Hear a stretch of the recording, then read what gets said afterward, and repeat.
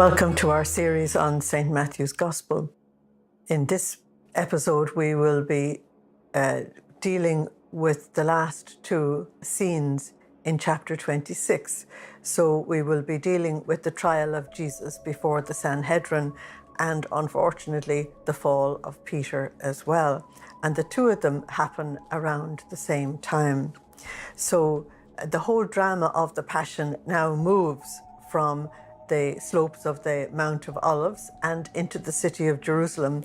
And this is Jesus' last visit to Jerusalem. He will die outside of the city of Jerusalem within a very short time.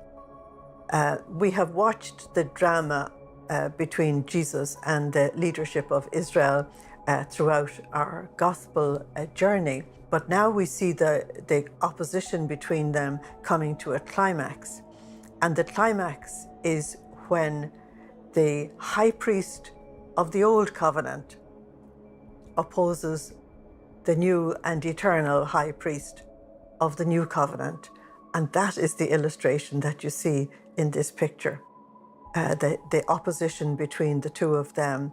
And with the very small amount of light and enlightenment that the old high priest has, he opposes and condemns the new high priest.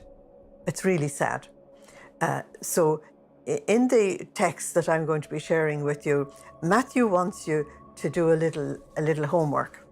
And the homework is that you would compare people. We're inclined to take the story of the Passion of Jesus simply as a continuous set of actions without really thinking about them. But if you compare Jesus with the high priest, which is what we have illustrated here, you will see that the old covenant and the new covenant are standing together in the person of these two. And you have the new and eternal high priest standing there, pure, holy, not only representing the Word of God, but the Word of God incarnate, and representing the wisdom of God and the wisdom of God incarnate. And he has determined to only do the will of God. Not my will, but thine be done. That decision was made in Gethsemane. And so only God will be glorified through this man. And he will also lay down his life for his friends and for the human race. So he's showing the zenith of what loving your neighbor is actually about. So Jesus will only serve God. Thy will be done, for thy kingdom to come on earth as it is in heaven. So that's Jesus the prisoner, standing before the old high priest, Caiaphas. And Caiaphas was not a nice person by any standards. He not only served God, but he served money. And not only that, but he served wealth and power and politics, and he was prepared to even commit crimes in order to get his way. So here you have the new and eternal high priest confronting the old, failed priesthood of the Aaronic line. And not only that, but during this trial, with Jesus standing before Caiaphas, Caiaphas is going to make one simple action, which is extremely important, and that is, at a certain point, he takes hold of his robes and he actually tears them. Now that's forbidden according to the law, because the high priest's robes were sacred, they were not his own. What Caiaphas doesn't realize is that in that action, he has signified the end of the Aaronic priesthood. So here we have the beginning of the Passion and the first sign of the end of the Mosaic era, the end of the Aaronic priesthood. And when Jesus dies, the veil in the temple will tear in half without anybody touching it, signifying the end of the sacrifices and the end of the Mosaic era. Of course, the priests are not going to pay any attention to that, and they will continue for a number of years after Jesus' death, as if nothing had happened. But it's a bit like ivy on a wall when you have cut the roots and there is no future for that particular plant. So this is the very first sad comparison that he wants you to make. The second one is just as sad. And that is that in this trial, I will show you as we go along, there are 3 apostles present: Peter, John, and Judas. Now, Matthew doesn't mention John at all. You have to go to John's Gospel for that. But he does give you Peter. And by implication, he gives you Judas, which I will explain later. So if you do a comparison between Jesus and Peter, you have the eternal high priest now and the one who's going to step into his shoes in a very short time. It's very sad, because before the leadership of Israel, Jesus will affirm his identity. He will acknowledge that he is the Messiah and that he is the Son of God, and that he is the triumphant Son of Man as well. He will affirm all of that at the cost of his life. Peter will deny it all. And not only that, but he will deny that he's a disciple. He will deny that he ever knew the man. And he'll deny it with cursing and swearing, breaking the law. Jesus said, do not take oaths, do not curse. And so in this trial, you see that nobody actually stands for the will of God and the glory of God except Jesus himself. It's amazing. Now, there's another comparison you have to do as well. Of the 3 disciples that are present, Peter and Judas are the ones that Matthew gives attention to. John is too good for Matthew, you know. So he deals with Peter and Judas. And the reason why he does is that he wants to give a solemn warning to the leadership of the church for all time not to go down this route. And so if you compare Peter with Judas, there's only one thing that makes a difference between the 2 of them. Both of them deny Jesus, and both of them do it in public. Both of them betray him. Both of them do it in public.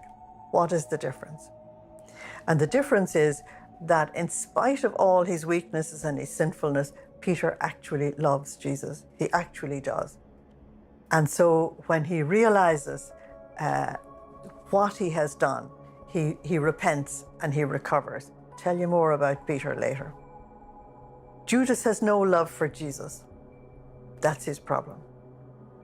And if somebody has no love for Jesus in them, their faith just simply dies, because faith has to be burning with love.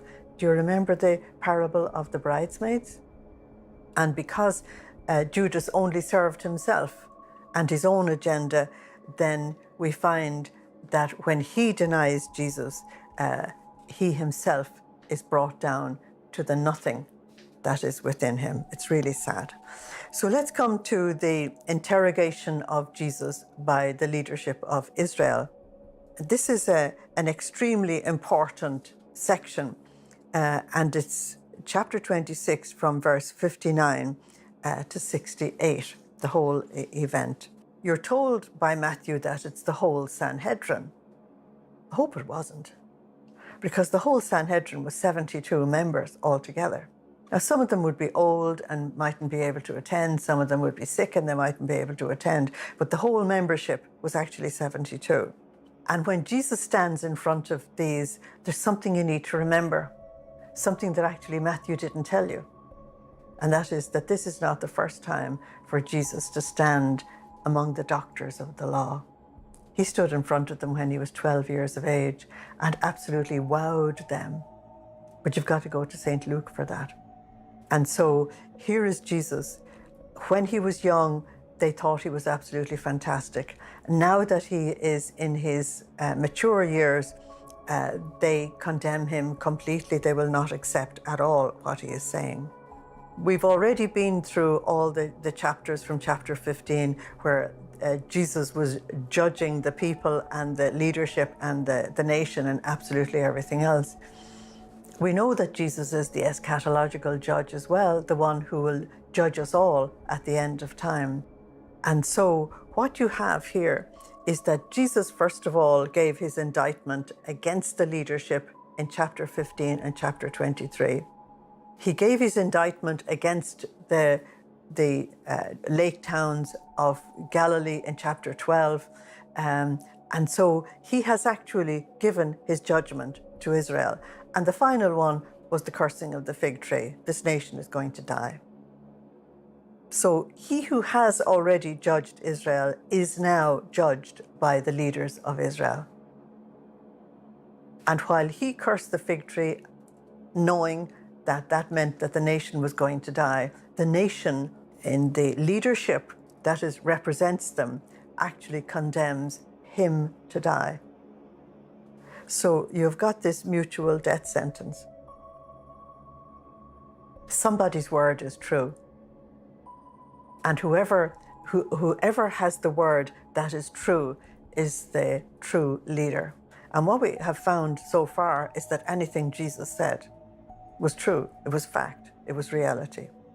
So let's look at this meeting of theirs.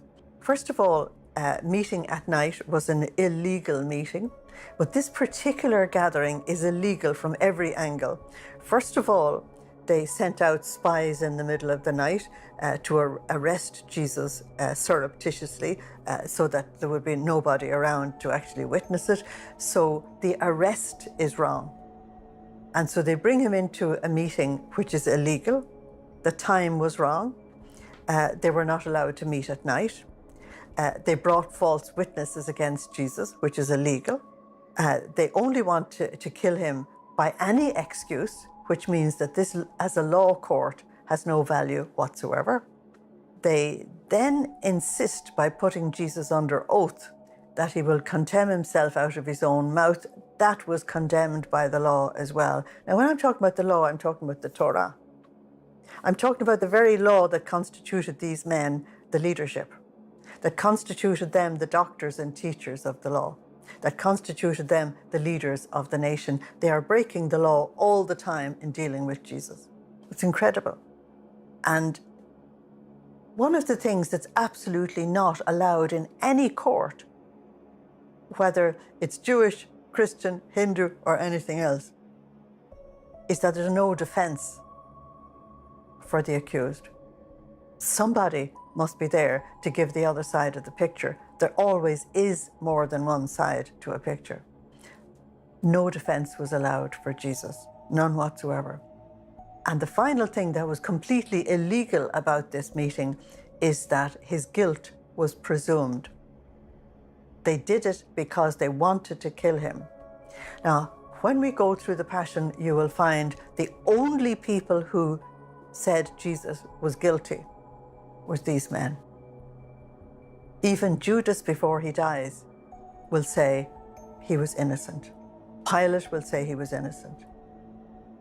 The Roman soldiers will say he was a saint. He was a holy man. So if all of these aspects of this gathering are illegal, then it means that the conclusion or the verdict that they come to is invalid by any court of law. Even the most pagan court of law would consider it invalid.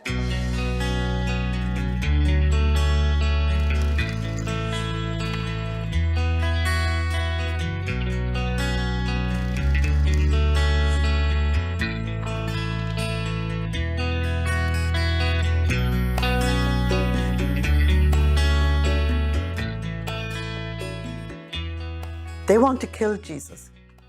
And what we're going to find here is that Caiaphas will accuse Jesus of blasphemy. Well, the death for blasphemy, or the punishment for blasphemy, was death by stoning. And you see this in Acts chapter 7, when they actually stoned Stephen for blasphemy. Now, the Roman authorities allowed them to do that, but they don't want Jesus to die quickly. If stoning is done properly, the head is crushed by large stones, and so the death is over in about 15 minutes. That's not what they want for Jesus. These men want Jesus to die so slowly that he will be brought down as a person, that all his resistance will be brought down. They want him to sin against God. They want him to blaspheme. They want him to do the thing they've accused him of, because up to now they can accuse him of nothing. He was able to say to them, but you'll find these words in John's Gospel and not in Matthew's Gospel, "Can anyone convict me of sin?" But they very badly want him to sin. And they know that if you torture a person to the point where they can no longer tolerate anything, that all their resistance will break down.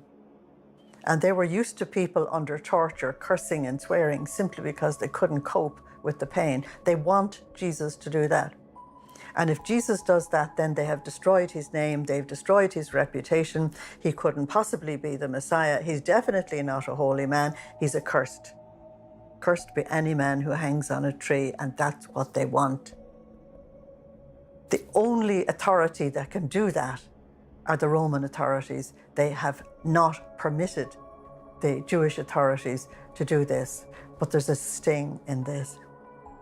The Roman authorities would never crucify a Roman citizen because they considered it a death that was far too humiliating for anyone who had dignity, for anyone who had any worth at all. It was too humiliating.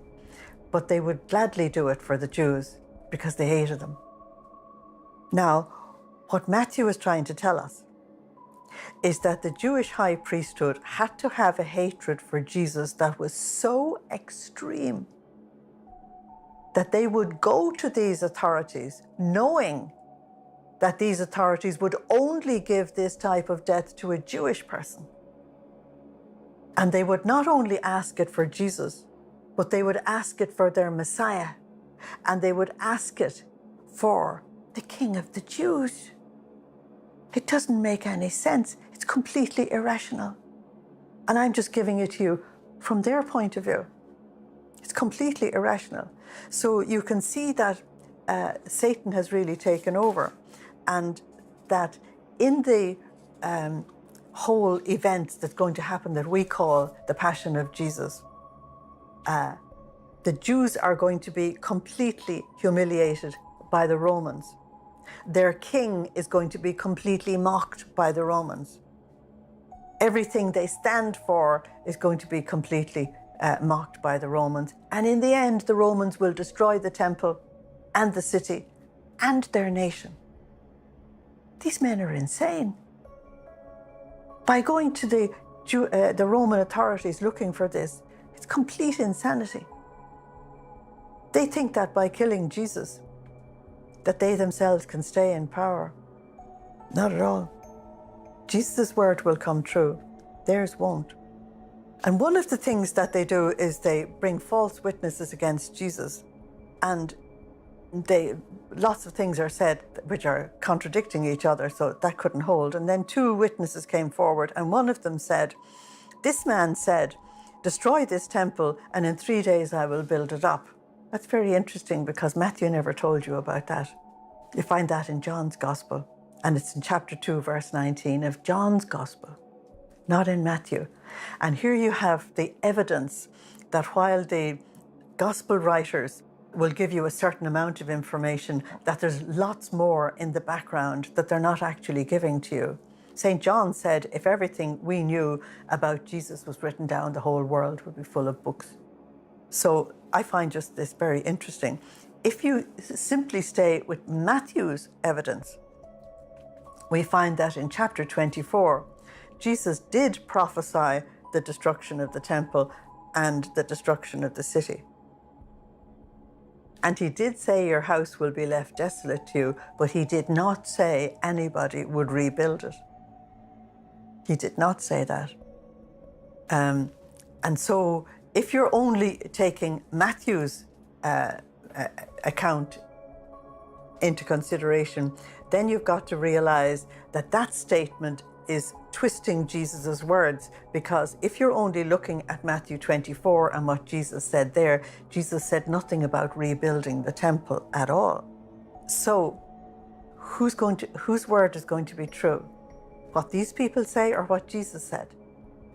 By the time Matthew wrote the gospel, the temple was gone, the city was gone. And Matthew actually didn't live long enough to see the nation die as well. He was dead before then. So the word of Jesus is going to happen, not the word of these false witnesses. Okay, but Matthew wants you to connect the death of Jesus with the death of the temple. And that is signified in the tearing of the veil, the sacred veil that nobody could touch. The death of Jesus signifies the death of the temple, the death of the city, and the death of the people. So Caiaphas is very blind. He has no wisdom, no understanding. He does not appear to know what God is saying to either him or the nation. And so he does something that he should never have done, which was to put a person on trial for his life under oath. Now we know that in the Sermon on the Mount, Jesus said, "Do not take oaths." But Jesus is standing before the one person in the Old Covenant that has authority from God, and he respects it. God will always respect true authority. And this man said to Jesus, "I put you on oath by the living God." Now, the living God is Jesus' Father. Avi, my Father. And if you put Jesus on oath by the living God to say something, he will say it. And what Jesus actually said to Caiaphas when he was asked, "Are you truly the Son of God?" In other words, are you divine? Because they were all sons of God according to the covenant. Everybody knew that. But the Son of God means that you're claiming to be divine as well as human. And he also said, "Are you the Christ? Are you the Messiah?" Well, this was not the situation in which to ask somebody, "Are you the Christ? Or are you the Son of God?" You've got the man on trial for his life. This is crazy. That should have been asked in all the years that led up to this. That should have been settled in all the debates with Jesus in the time of the ministry. Not now. And the very fact that Caiaphas has asked the question means that Caiaphas thinks it's ludicrous. Jesus gives an answer to Caiaphas that he gave to Judas, Caiaphas, and Pilate, the three great unbelievers that he had to face in the Passion. And he said exactly the same thing to the three of them. "You have said it. The words are yours." And in each case, each of these three persons stated a truth, but as a question. And Jesus, being wisdom incarnate, will not get caught out in his words. So he simply said, "The words are yours. You've stated the truth." So Jesus then said something to Caiaphas that is so important, but if we don't put it in the context of the whole gospel, we are not really hearing what he's saying. Jesus said, "Moreover," in other words, not only that, not only have you stated the truth, but I'm going to add something to it. From this time onward, now this time is the time of Jesus' hour, the time of his passion and death and resurrection. From this time onwards, you will see the Son of Man seated at the right hand of the power. Now, because he's speaking to the high priest, he will never say God, and he will certainly not pronounce God's name. He said, seated at the right hand of the power, which is the way that these Sanhedrin would have spoken about God. And you will see him coming on the clouds of heaven. You only have to go to Acts chapter 7 with Stephen, the first martyr, standing in front of the same Sanhedrin, accused of the same things. And Stephen has a vision of Jesus standing at the right hand of God in power and glory, and he tells the Sanhedrin. There's only a couple of months in between the two events. And one is the prophecy and the other is the fulfillment. I'll come back to that. There's more to be said. Thank you for listening. Slán agus beannacht dé live. Goodbye. God bless you.